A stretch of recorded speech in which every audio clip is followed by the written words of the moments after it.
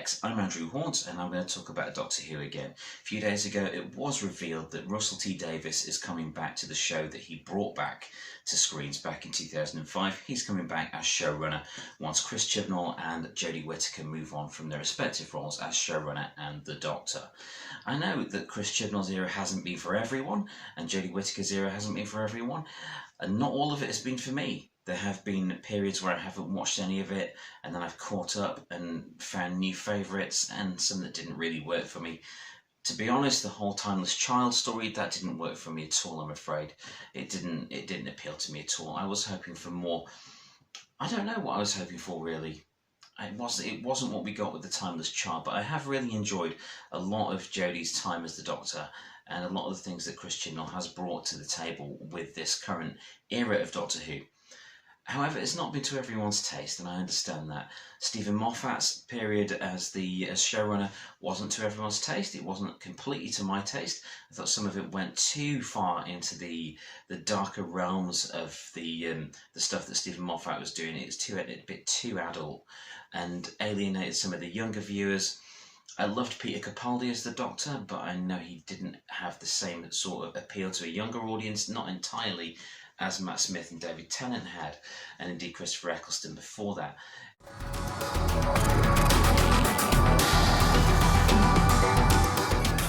It's been an interesting thing to see as a fan of classic Doctor Who, since the show came back in 2005, how perceptions of it have shifted.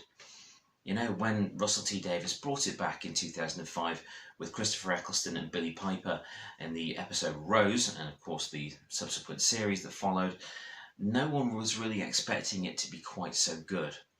Russell T Davies is excellent with characters and grounding characters. Just look at what he did before Doctor Who with The Second Coming, in which Christopher Eccleston believes he is the second coming of Christ.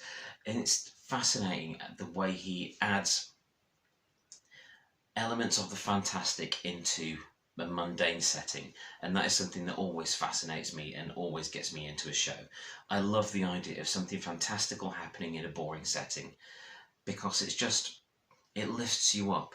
It lifts an audience up, and it gives an audience that tantalising glimpse at something greater beyond the grey, dull gravel and mist of our normal everyday lives.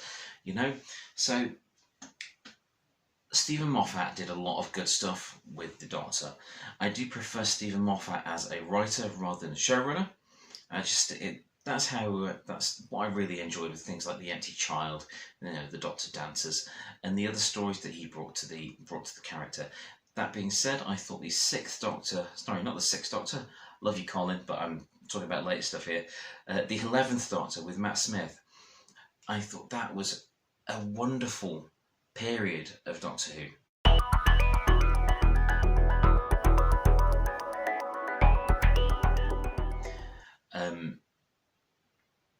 It brought so much more depth to the modern era of Doctor Who than what had come before. But however, it had lost a little bit of the slightly tongue-in-cheek nature of the series. As it grew and grew, and it became more and more revered, the budgets changed, the sets became more elaborate, the effects became more elaborate, and it lost a little bit of the magic. Only a little, because it found it in many other ways. I mean, this is a really good show, and it has been a consistently good show since it came back. I love the Christopher Eccleston era and what that did to bring this bizarre, strange program that started in the 60s and finished in 1989 back to audiences all over the world in such grand style. I never thought we'd see another Dalek on screen, let alone things like a Dalek Cyberman war, you know? I didn't think that in Doctor Who we would see something with the emotional power of the Bad Wolf Bay scene here in this era. I didn't think that in a modern iteration of Doctor Who, moving on to the Stephen Moffat era, we would ever see a TARDIS crew that was so tightly knit as the Doctor, Rory and Amy. There's so many things that have really taken me by surprise and delighted me as a long-term fan of this.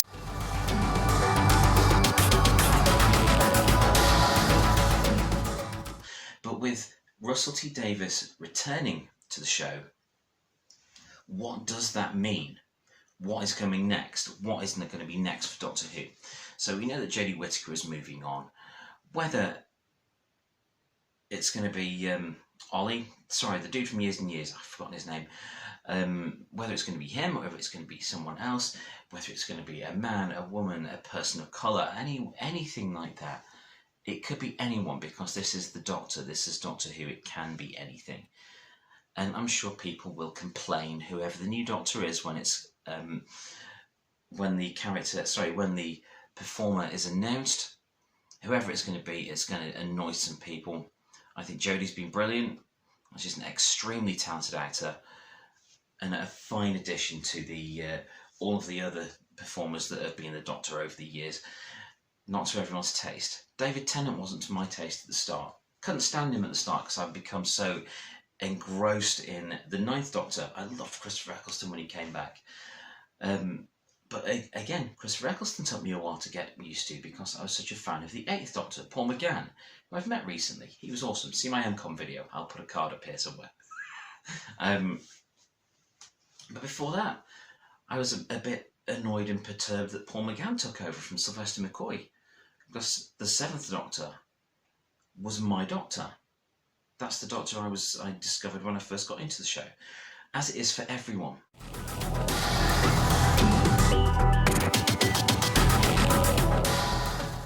There's always a period of change with Doctor Who.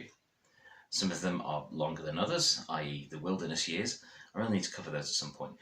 But at the end of the day, it is a show about change. There's regenerations, there's cast changes, there's character changes, there's setting changes, there's an entire series set on Earth back with the Third Doctor. It is always changing into something new. And all I hope is that Russell T Davies carries on being Russell T Davies. I don't want the Timeless Child storyline to be erased. I want it to be moved on from. I don't want like a load of old companions to come back. Like there's all the nods to the classic series, like with Sarah Jane and Joe Grant showing up and things like that in previous iterations of the modern era of Doctor Who. I want it to move forward because that's when it's at its best, and that's when RTD is at its best. Making characters move forward, making ideas move forward. So yeah, Russell T Davies has come back to Doctor Who. He's coming back to Doctor Who. A new Doctor is coming. But that's not to say that Jodie Whittaker and Chris Chibnall aren't valid. They are entirely valid as parts of the Doctor Who story and Doctor Who canon. Is it going to be different? Yeah. Is it going to be like the old stuff that you did with Eccleston and Tennant? Probably not. Things have moved on since then. You know, it's 16 years since it came back. 16 years. That's crazy.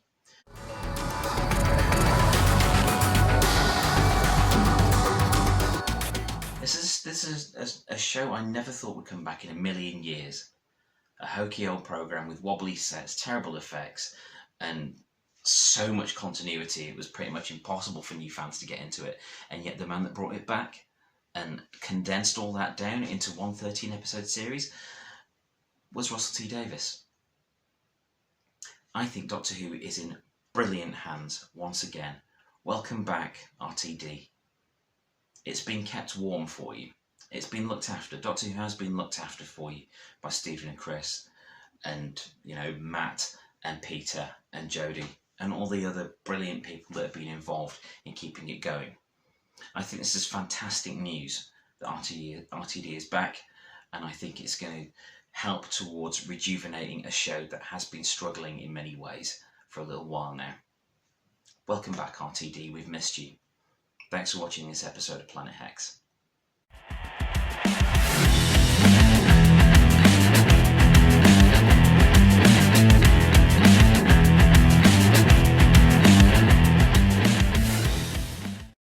Thank you for watching. Please like, share and subscribe.